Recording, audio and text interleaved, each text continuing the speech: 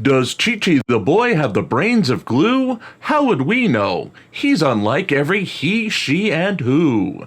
Jason Dollarhide gets another order to show cause. Plus, award-winning journalism, Turtleboy announces the charges he had filed against Kate Peter. All this and more on this edition of Auditing Insanity.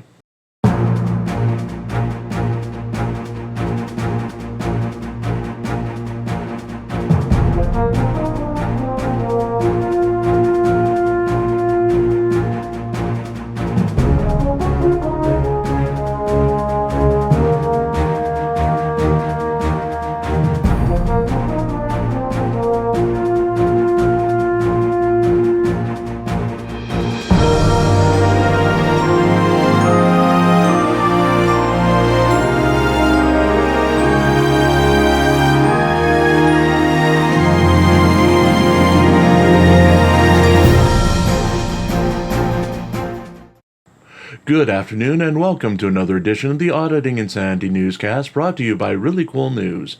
I'm Jim Finch and I'm not going to dally. We've got glue and more glue to talk to you about as we've got another note from Pants to fill out our running time tonight. On that note, the newscast is so late we're a day behind.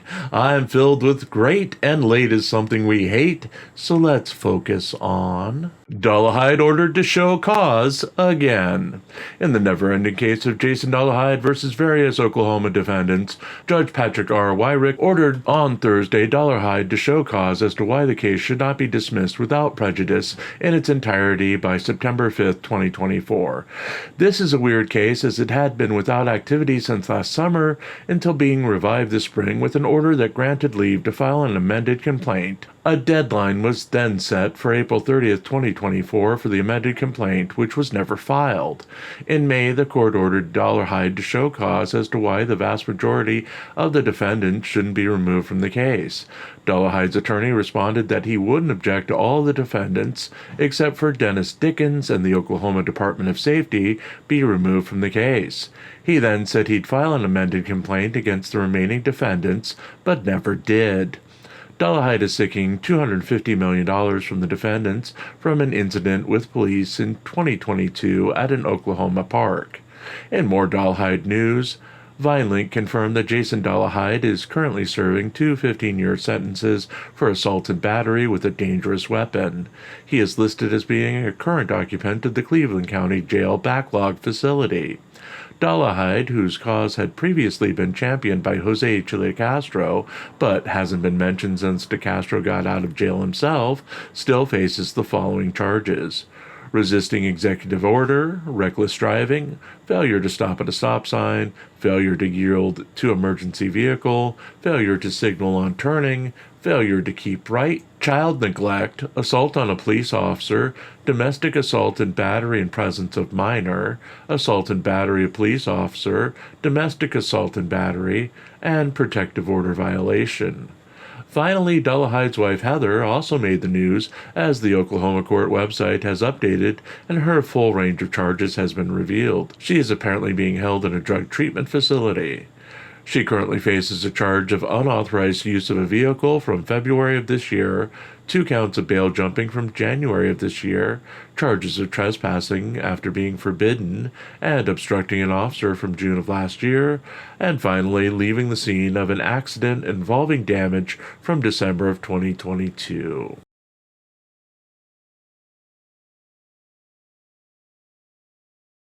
DeCastro documents brains of glue. Jose Chile DeCastro's attorney filed the transcript of the June 5, 2022 video where they said that Michael Blue Bacon Paratini defamed DeCastro in the video, highlighting various comments and phrasing in the transcript to support their accusations.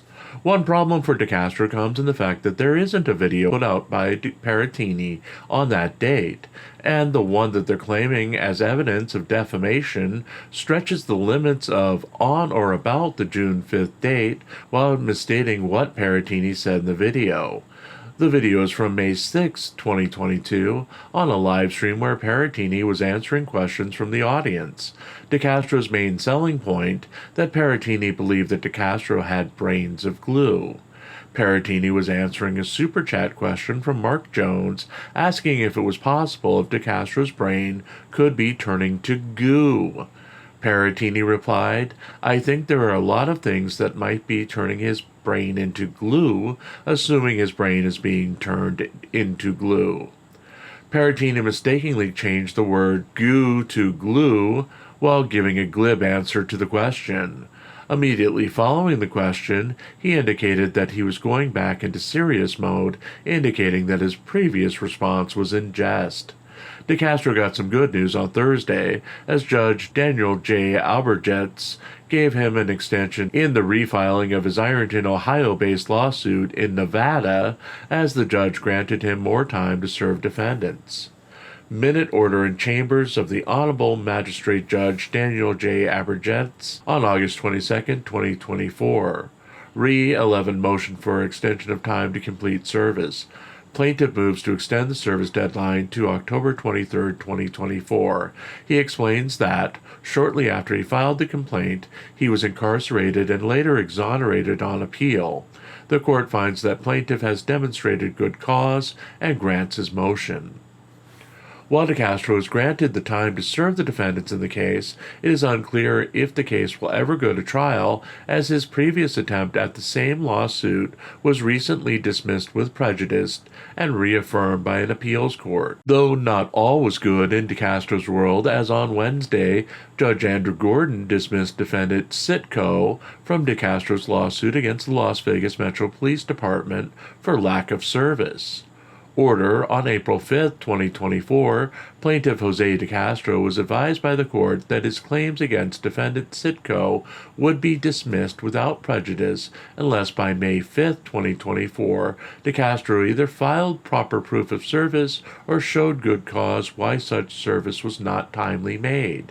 DeCastro has failed to do so. It is therefore ordered that plaintiff Jose DeCastro's claims against defendant Sitco are dismissed without prejudice. Officer Sitco was added via an amended complaint, though was not on scene for the incident that inspired the lawsuit. He allegedly had a January 2023 encounter with DeCastro in which DeCastro claimed his rights were violated. DeCastro had been previously ordered to properly serve Sitco, as there was no record of service in the case. This may be appealed, as DeCastro was incarcerated at the time of the judge's order.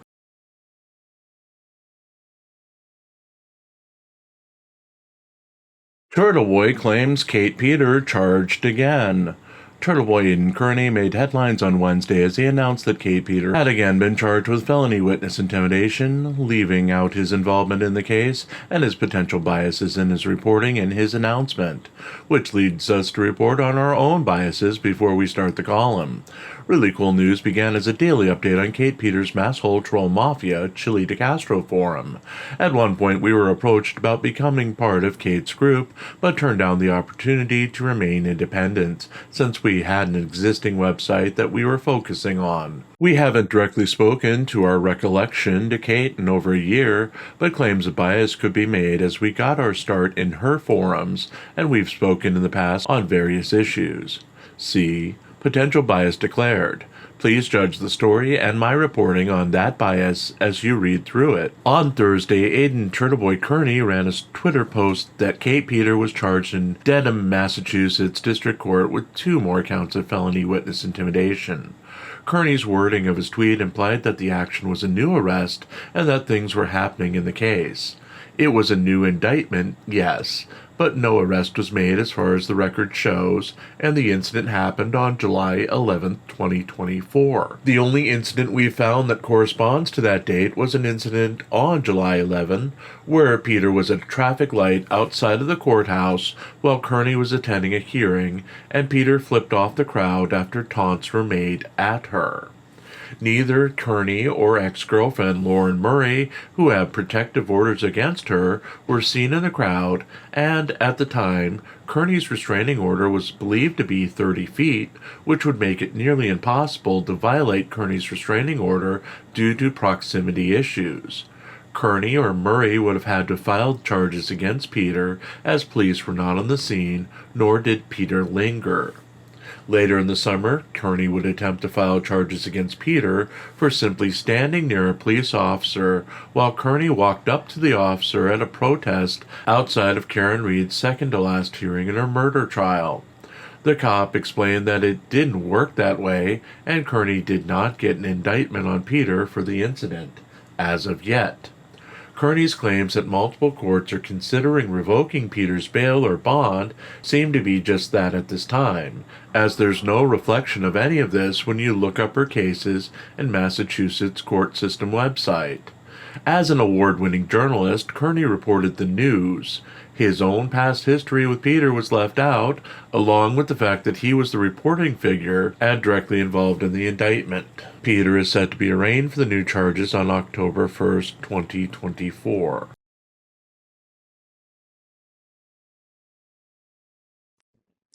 On the 6th day of May in the year 1 plus 2022, in the heart of the emerald region that's known by he, she, and who, a man sat with his hand in a puppet's rear end, reading a super chat about a boy who went around the bend.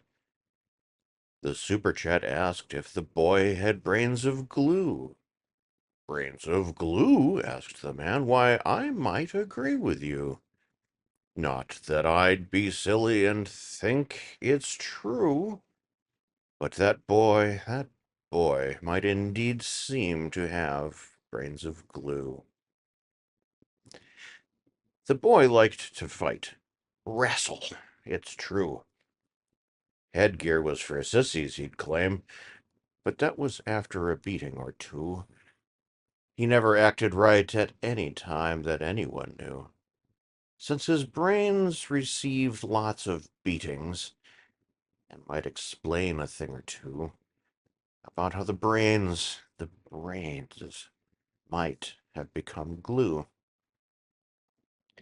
Never did the man believe it was true that the boy, call him Chi-Chi, had brains of glue. He only responded to you, the one who asked in a super chat about the brains of glue. But now the man is in court, defending his blue from the boy named Chi-Chi with the alleged brains of glue. What more could he say as the boy bungled away any chance of a payout, which made him boo-hoo?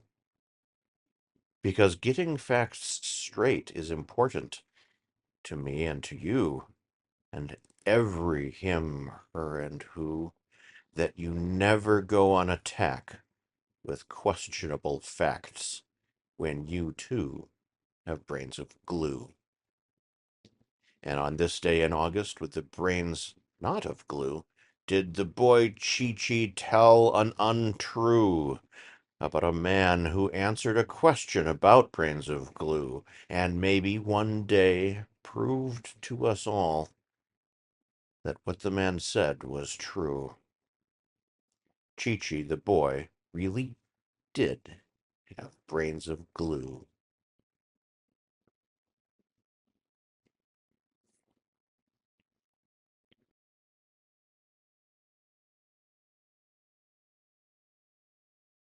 Folks, just a quick note as we finish up for the day.